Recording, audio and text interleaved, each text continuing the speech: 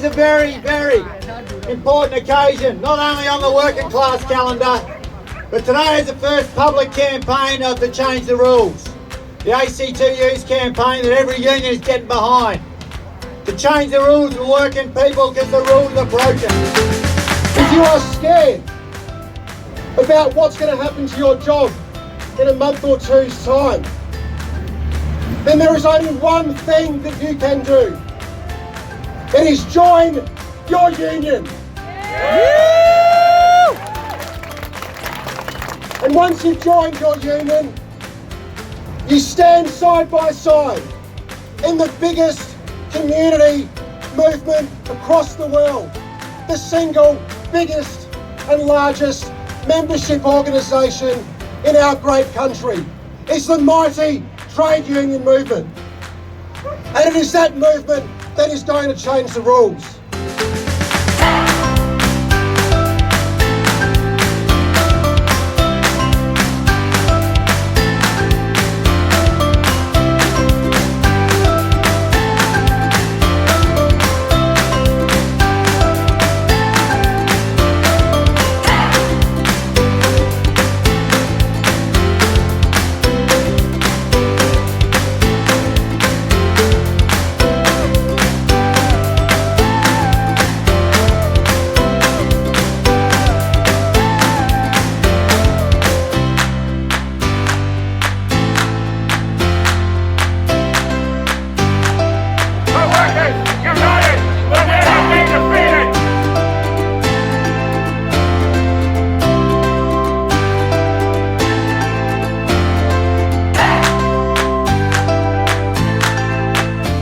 What's outrageous? Unfair wages! What's outrageous? Unfair wages!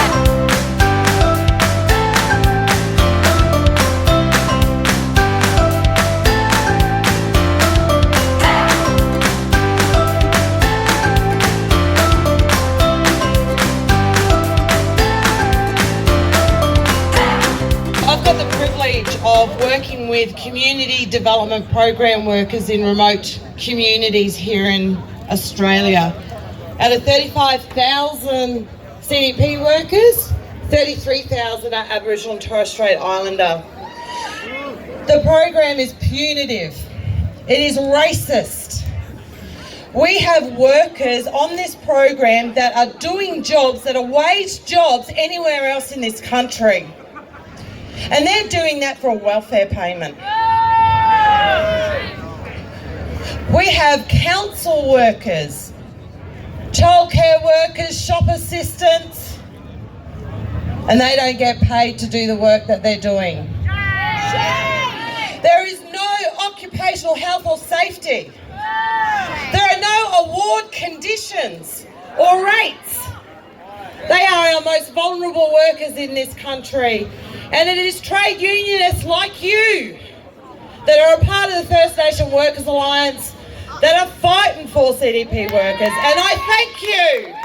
What do we want? Wage justice! When do we want it? Now! What do we want? Wage justice! When do we want it? Now! What do we want? Wage justice! When do we want it? Now! Thank you, Adelaide.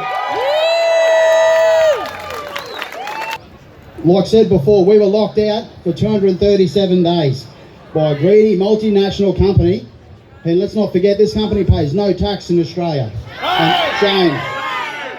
With the assistance of the LNP and our flawed IR system, this company was able to lock us out, an entire workforce, an entire permanent workforce, and apply to have our workplace agreement terminated. Imagine that, going to work, working under conditions that were fought for hard before you. The mine was operating for 23 years. Over those 23 years, we took it to the company, we battled, we negotiated, and we earned entitlements, we earned conditions, we earned redundancy payments, we earned housing in the small town. This company moved in, made an attack on us and tried to remove all this. This company filmed myself with my kids in our yard playing.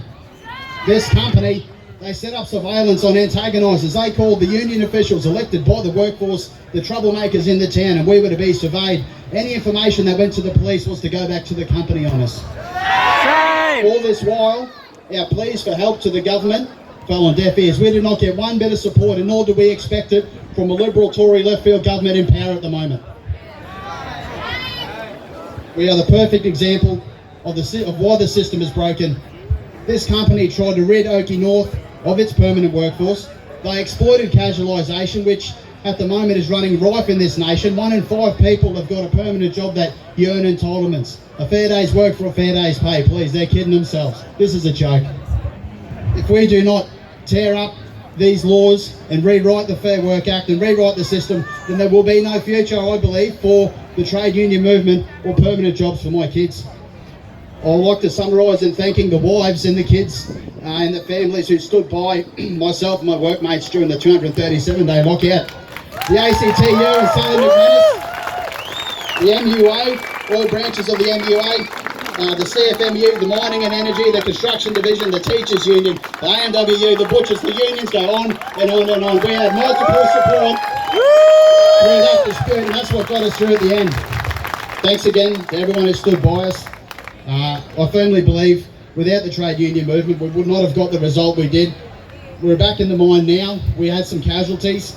We lost a few blokes along the way, but we kept our jobs. We kept a majority of our agreement. It's hard to look back and say you've had a win when you've been in a dispute like we have, but as time will heal some of the wounds, we will reflect on what we've achieved, and I think it will be used. It will be a catalyst to write the laws that will protect workers from a dispute in the future.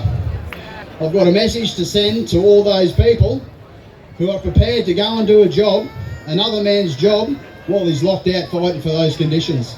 It goes, no guts, no spine, and I need you to repeat, never cross a picket line.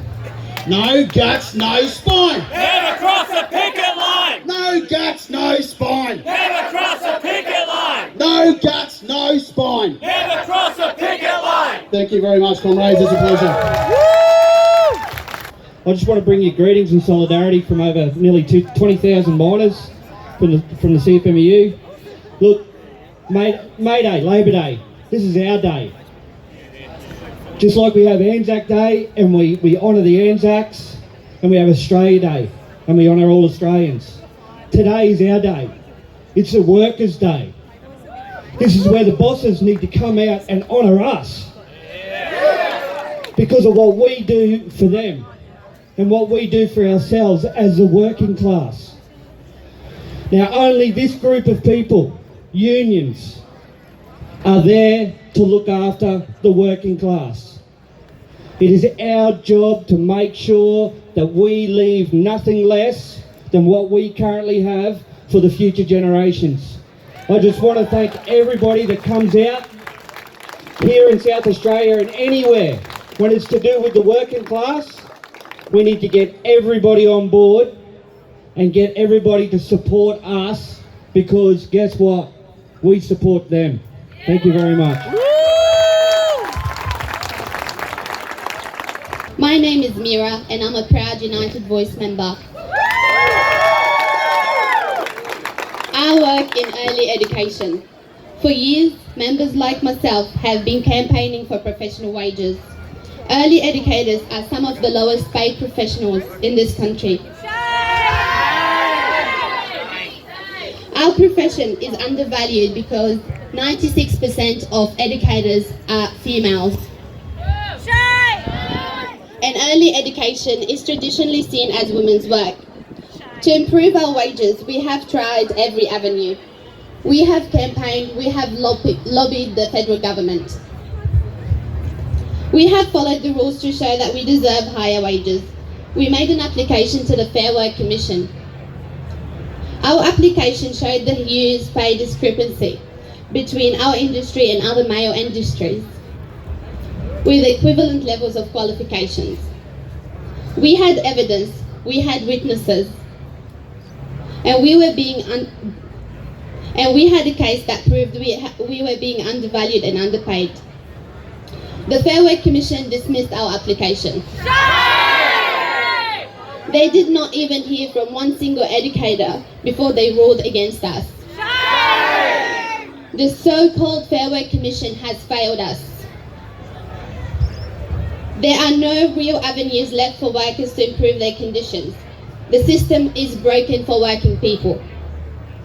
We all want the same thing. We all want jobs we can count on. Union members know the rules don't work. We believe it's time to change the rules.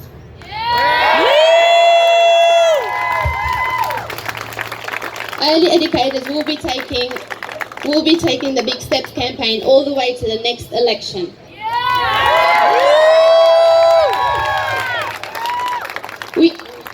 You guys can help. Like the Big Steps Facebook page to keep up with the campaign and support our next action. We won't stop until we achieve pay equity in our sector. We all need to work together as union members to change the rules for a fair Australia so we can all have jobs we can count on. Thank you. The workers united! We'll never be defeated! The workers united! We'll never be defeated! Well done, Mira. That was great work. And to our comrades in solidarity, that's what unionism's all about, comrades. We have to change the rules, and changing the rules starts with us.